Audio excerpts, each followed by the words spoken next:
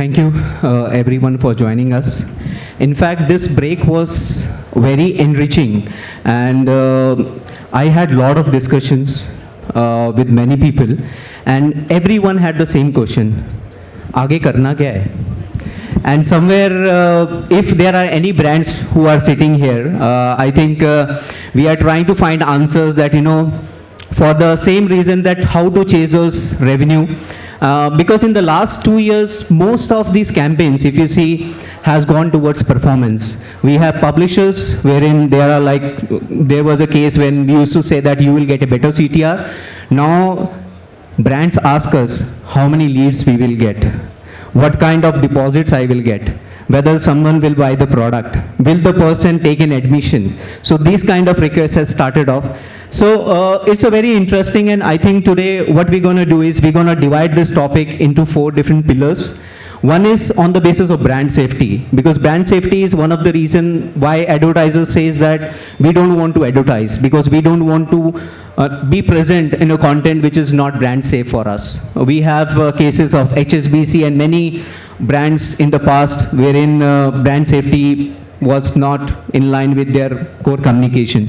Second thing, we're going to discuss about the technology. And in today's world, technology changes. Previously used to change every 3 months. We call it at Google Core Wider Updates, and now it's doing every week or every month. And then there were a lot of discussion about audiences, because now advertiser ask us, आपकी audience अच्छी है कि नहीं? क्या वो ये product खरीद सकती है 2 करोड़ की? ऑडी बेच सकते हो आप? BMW बेच सकते हो क्या? This is the kind of questions we have got. And last thing is going to be obviously for the monetization part, that how to effectively monetize, which are the different avenues that are available for monetization. We have seen in the previous panel looking at that, inventory is sort of dying, but there are other revenue models that needs to be explored.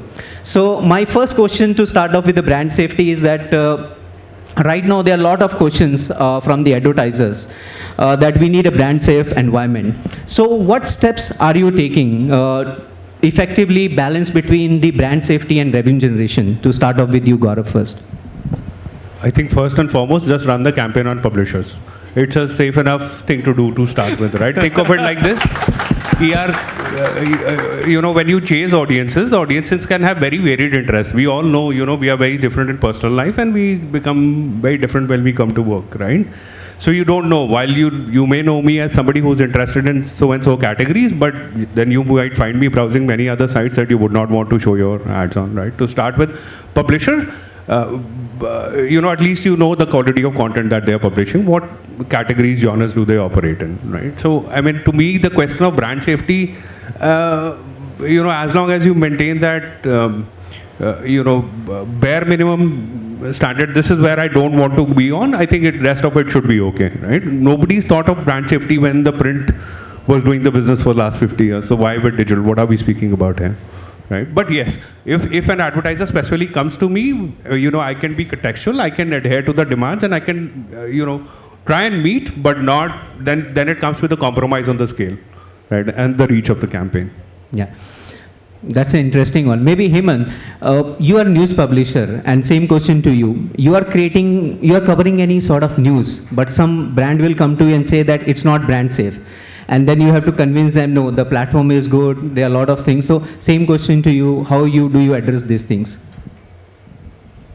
So if content is the core reason for a user to come and engage on your news site or other content site, I think so it is very critical for all of us to kind of put a huge emphasis in the content creation / editorial newsroom into the entire journey of content creation. Because it is not just about creating a safe environment for the advertisers to advertise, but it is also about creating the right environment for your users to come and consume the right kind of content. So what we have done, there is always a choice available with each one of us to either build your business very tactically, short-term, with short-term goals, or look in terms of building it more from a long-term sustainable philosophy. And what we have done as a practice, we have kept the entire science and journey of content creation taking precedence over stories and the manner in which the content is presented to drive short-term traffic from various digital distribution touchpoint. This has always had a very direct correlation between the way the campaigns have performed. So if you have genuine content, good quality, credible content, you have audiences who come and spend quality time on your website, and it also delivers great CTRs and campaign outcomes, because I have always believed that any of the news publishing sites today, while there's always an expectation from advertisers for you to become a performance delivery channel, we would always continue to remain as the primary source for any kind of brand-led campaigns and activities for clients, largely contributing to the mid-funneling activity. So that is how we have built our journey so far, and I believe it's working out pretty well for us, and we'll continue to kind of keep content and consumer on the top, and I think so that kind of sets the precedence for everything else to follow. Maybe Ravanan, you want to add something? Before I start, you must be wondering what's Eterno Infotech doing here. Eterno Infotech represents Daily Hunt. It's the entity that runs Daily Hunt, and Daily Hunt is one of India's largest aggregators. So I'll just start off with adding to what Gaurav said. You should advertise on publishers or on platforms that aggregate content from publishers. So that's another added point there.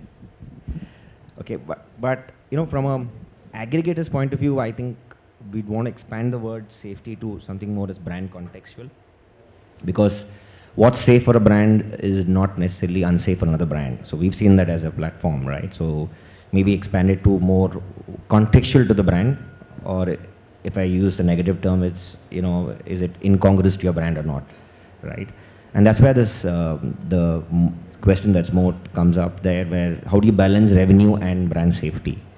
Because for platforms like us, to ensure brand safety comes with a cost, right? And I don't know if brands would be willing to pay an additional, a premium on that. So that's a bit of a challenge for platforms like us, right?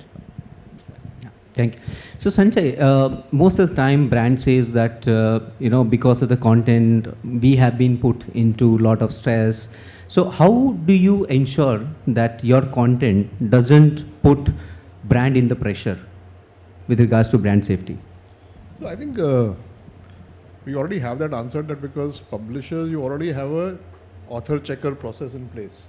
So most content that goes on most publishing sites has been double checked by people, and it's been checked for sensitivity to the consumer, and by that also automatically for the advertiser.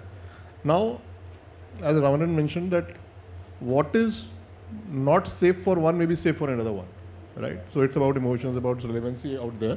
So basically the advertiser can tell me, look, these are my brand ethos, this is the kind of content or users I want to associate with it, and this is what I don't want to associate with. And there's a market for everything. So basically, I think the role of the publisher here is to enable that environment where the advertiser can choose what does he want his brand to get exposed to, in what context. As a publisher, my job is to ensure that I enable that. So the content is there, and in our case, especially because now we have gone behind subscriptions. So our content is actually the volume of content that is chasing quality in terms of what the readers are willing to pay for has also gone up. So, we are now putting a lot more content consciously of very high quality, because we want people to read and feel that, it's worth paying for. So we are out of the rat race of chasing just the reach part of it. Engagement has become one of the primary matrices that we are following, and engagement of users with the ability to pay, I think, is the first filter, because any brand, as you rightly said, does the audience to whom my brand is being exposed have the ability to buy my product?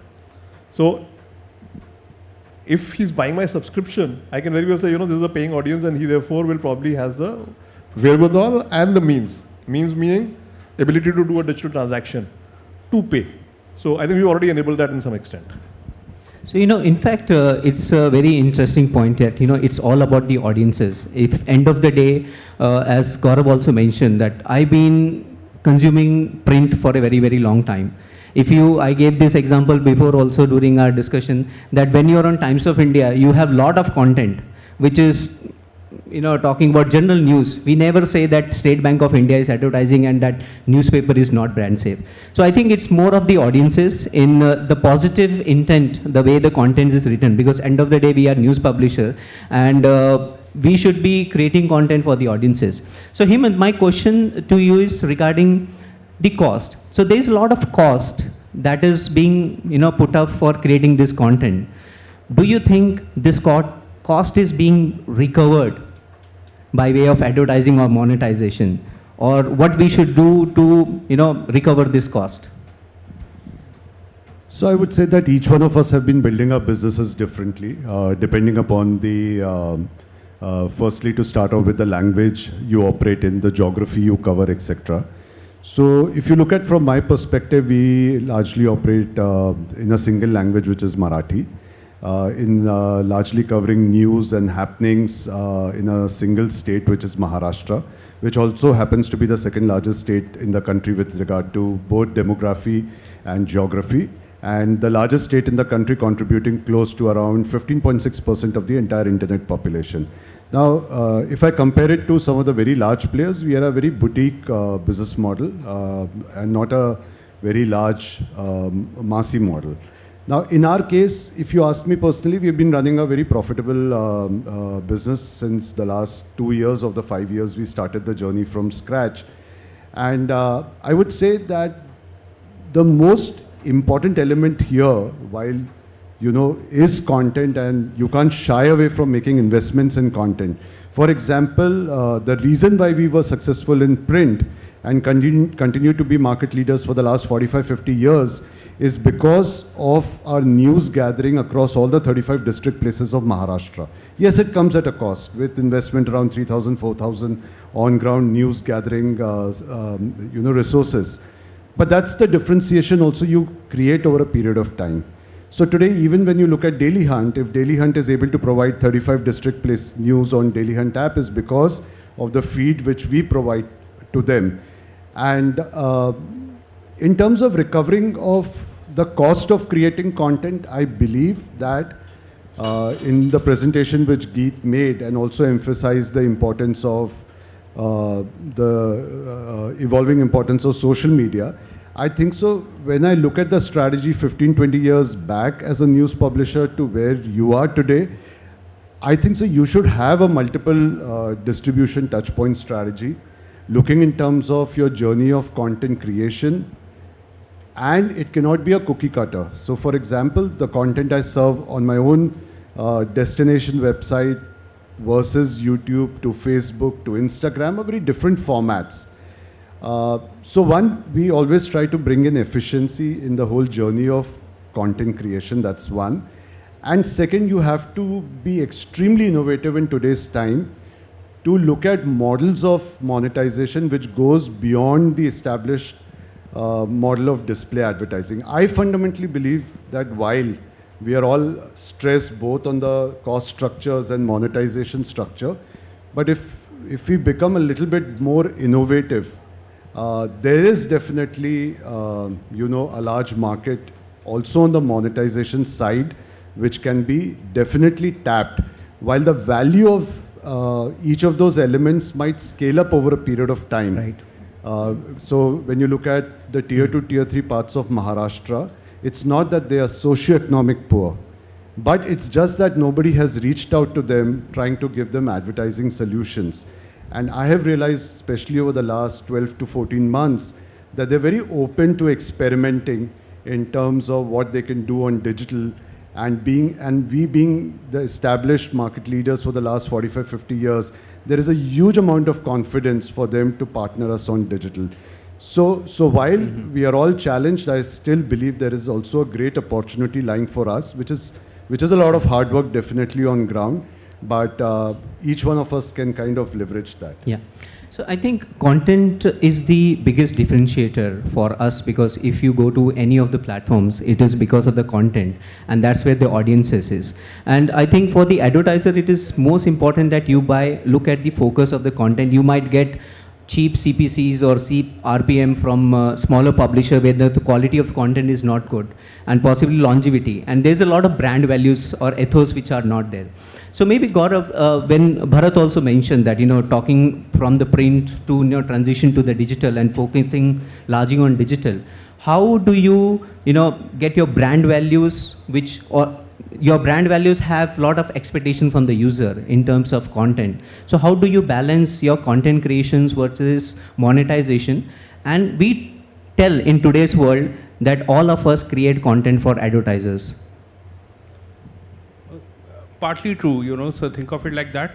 Monetization is a subset of what we are doing, right? We, at the heart of it, like Bharat said, we are a content company.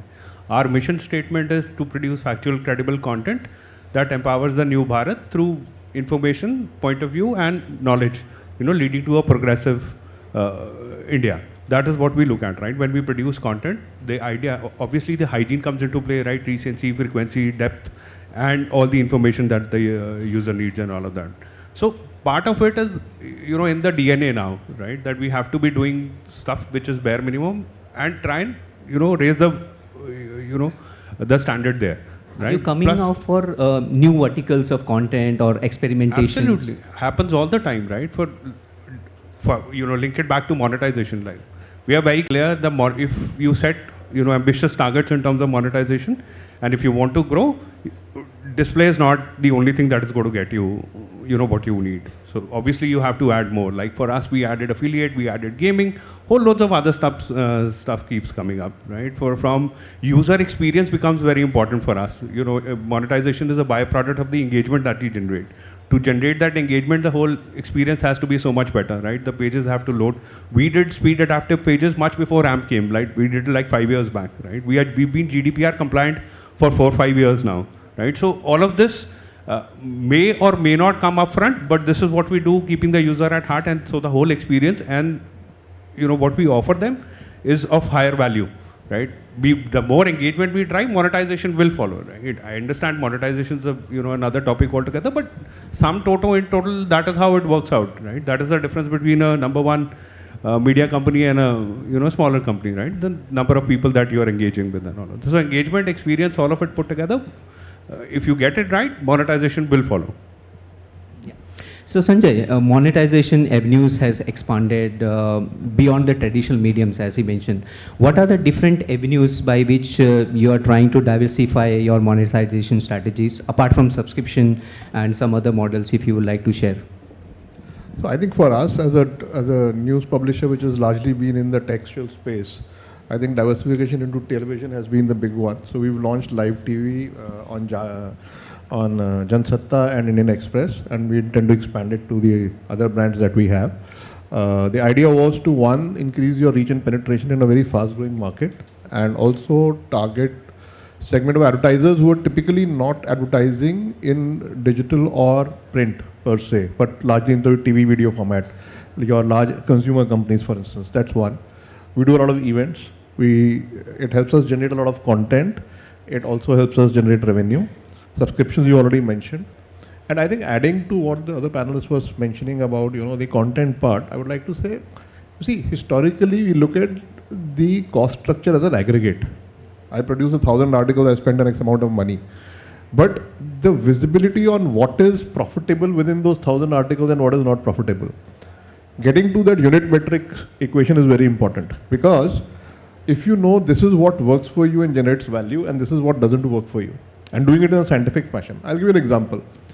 Regional content by definition has a small geography, right? So if you apply the traditional models, you will not get enough page views per article for it to seem viable, right? But let's say the audience profile, which is reading regional, is converting into subscribers, or is the kind of profile who can probably buy a Mercedes. Even though small numbers can make that content viable. Do we really use data to understand the unit metrics of the content that we are creating and the value that it is generating? I think data is going to be the key on how you have to grow your business. As digital publishers, I think we've been slow in that, but at least at Express, we started investing in that, and we're building tools, empowering our newsrooms with information where they can assess what is converting into value and what is not converting into value. It is not our job to tell you what they should be producing or not producing. But it is my job to enable them, to empower them with the right data sets where they can see what is working and what is not working and then take the right decisions. Because they know their craft better than I do. My job is, I understand the business part. So how do we marry the two and bring them together? And I know the editors are very smart people, and once they understand this is creating value, the dynamics change. So I think it's not about whether content is creating value or not. Are we empowering the content team with the right information to increase that value or not? That is the question. Rightly said. In fact, it was said that content is the king and discovery is the queen. But somewhere we said king ko bhul gaye or queen pata nahi kahan hai. So when you talk about advertiser, largely advertisers will also ask you for a lot of technological advances, which happens in the other market. And especially in India, we sort of, are not very, very, you can say forward-looking in terms of technology. Maybe Rahul, my question to you is like, what kind of technologies do you use to meet the expectations of the tracking, various tracking, and what efforts do you take to eliminate ad fraud? Because generally, the biggest challenge which we have seen in the last, last 1 decade, that most of the advertisers are also talking about ad fraud. That whatever impressions I am buying, possibly that is not the real impressions. So, is there any technology which you are using? Sure. So, being an aggregator, right? Most of my problem of content being brand safe is taken care by content creators. We are an open platform in terms of allowing close to 10 to 12 trackers that are available. We work with Moat. We also work with Nielsen to ensure our targeting is more, accurate. Over about that, since we are a tech company, we have a whole bunch of in-house solutions to check for things right from content quality to brand safety to even IVT and bots, right? And that's our bread and butter. We are a tech company, and so while we do, rely on third party because there is a requirement from the advertisers, but we have a whole bunch of captive tech layers that we build to ensure that the ads are contextually served at a most safe environment for the brands that we consider. Oh, that's great. So my next question was, was relating to AI. So maybe Gaurav, if you can share that how you're using AI to eliminate the fraud or creation of the content, and how do you see the future of AI in the publishing? See, I'm sure there is great future, but to be commenting on what is it doing currently is very difficult, right? It's all in the experimental stage. For us, if you ask me, largely the use case is limited to translation at the moment because you need to have a maker-checker process in place, right? I can't be asking the AI to create all of my content. That's not happening. We are experimenting. There are different projects which are on the AI, like Bharat said, multiple of those, right? Even sales is experimenting with AI. And, we are trying to do something, but how efficient is it going to be? I don't know. Too early to say about it. But I'm sure there is a great future. It's great tech. It gives you whatever that you need. You type in few commands and there's a whole loads of information, very relevant information that comes in. But from a content production point of view, I think let's see how the use cases come out on that. So I'll reserve my comments on that at the moment. Maybe Sanjay, you want to add here? No, I think broadly Gaurav has captured it that it's in early experimentative phases. It seems exciting. There are a lot of use cases across different functions. Some of the use cases which we have been trying to see, translation is of course one of them. Rewriting headlines, for specific audience segments. So we are working on personalization, for instance. So we have audience cohorts and saying, okay, can the same article have headlines which appeal to a younger audience in a better way, right?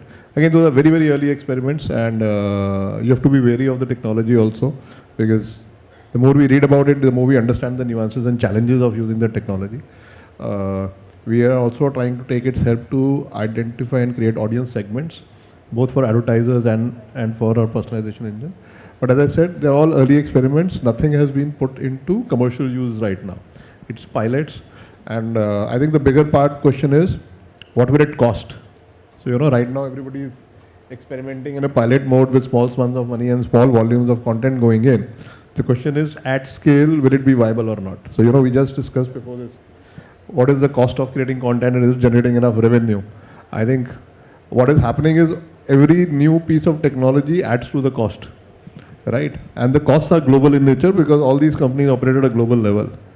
While my biggest revenue stream, which is advertising, operate at a local level, I don't set the price, the market sets the price.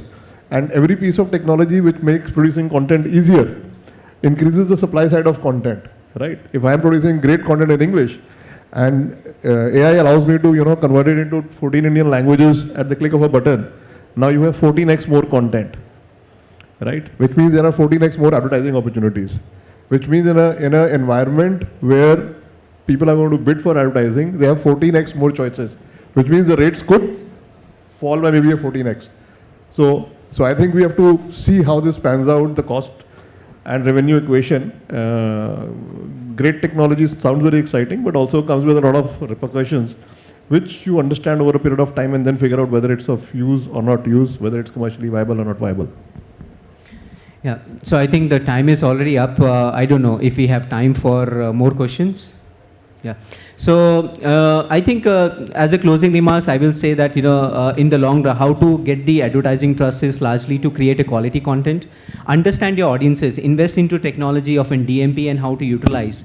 And because, to be a future ready for the cookieless world, I think it's very important that we understand our audiences, as Sanjay mentioned, as, Hemant also mentioned, that if same audience can buy a Mercedes, why I can't monetize the same audience at a higher rate rather than just going 15 cents and 10 cents of thing.